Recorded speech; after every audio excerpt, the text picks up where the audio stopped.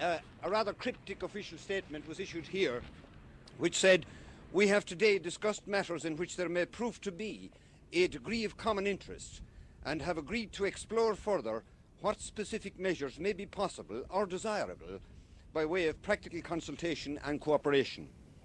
Our talks, which did not touch upon constitutional or political questions, have been conducted in a most amicable way, and we look forward to a further discussion in..." Not in the slightest. I'm perfectly sure it was absolutely the correct thing to do. Here we are living on the small island of Ireland.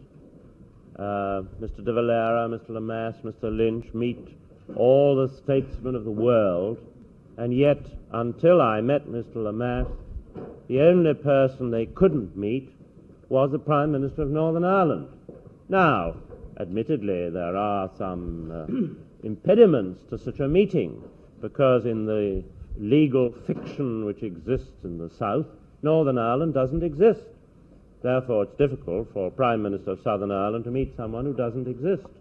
And I am aware of the fact that it would take a two-thirds majority in the Dáil to alter this ridiculous Southern Irish constitution.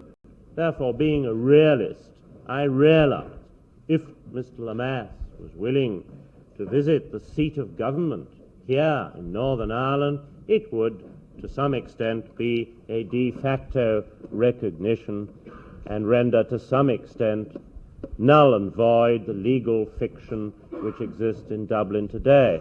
And it was very interesting that when I paid my return visit to Dublin, the place card in front of me at Iveagh House bore the inscription Prime Minister of Northern Ireland. Now, very often when I go to a dinner in Belfast, the place name in front of me is just Captain O'Neill, so I think they've gone quite some way.